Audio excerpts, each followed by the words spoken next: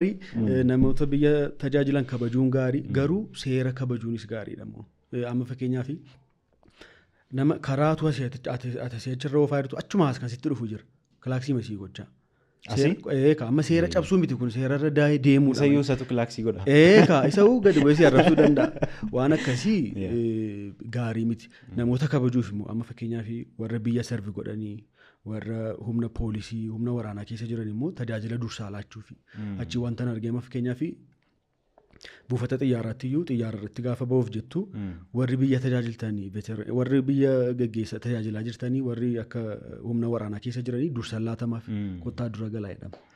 Bakka tajaajilli kennamutti kaaffeetti bakka wanti tokko jirutti dursa laattaaf warra biyya tajaajilan maaliif isaan lubbuu biyyaa kennaa yeroo biyya tajaajilaa yeroo wanta ta'eef karaa sana kabajuu ni dandeessa namoota. Garuu namoota jireenya isaanii jiraatan karaa keessa jiru gaafa jiraatu garuu konkolaataa gaafa oofnu garuu waluma dura duubatu oofne gaariidha jedhee yaada. Biyyatu guddaadha jechuudha warri qaban.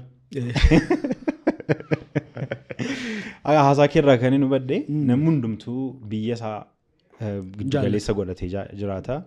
Seerri nama hundumaatiif walqixa hojjeta.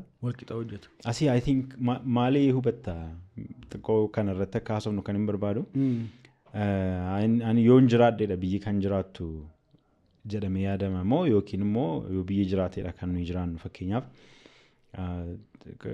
waamti muraasi tokko biyya keenya kiisii keenya keessa galteennaan waa'ee biyya yaaduun seera jallatee yaaduun waan jiru natti hin fakkaatu badha biyya keenya keessatti.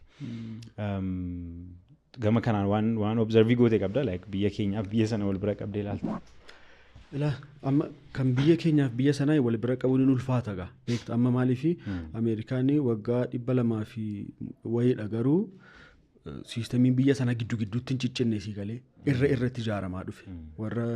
Warri Ameerikaa hundeessan jalqabaa suni warri dhufanii yoo pirezidaantiin biraa dhufe itti fooyyessaa deema malee zeeroo godhee diigee lafaan kaasu. Kan biyya kanaa rakkinni isaa kanadha. Mootummaan tokko gaafa darbu inni tokko gaafa dhufu fayyaa ishee zeeroo godheetu haaraa jalqaba akka waan biyya haaraa hundeesseetti jechuudha. Inni nu rakkisan umuriin biyya kanaa kanaafiti gaddeebi'aa deema amma mootummaan jijjiiramu biyyi kun isteebii tokko dudduubatti siqaa deema. Kan isaanii irratti ijaaramaa dhufe waan ta'eef sammuu namaa keessa taa'aa deemeera. Hin jaallatu biyya isaanii immoo maaliif jaallatu tokko waan irraa barbaadan hin argatu. Jireenyi mijataadha wanta argatan hundumaan argatta. Wanti tuttuqee si aarsu baay'een hin jiru. Amma waraqaa eenyummaa fudhachuuf biiroo dhattee guyyaa 5 kottu namni siin jedhu hin jiru. Yookiin eenyummaa amma keessatti immoo fi birri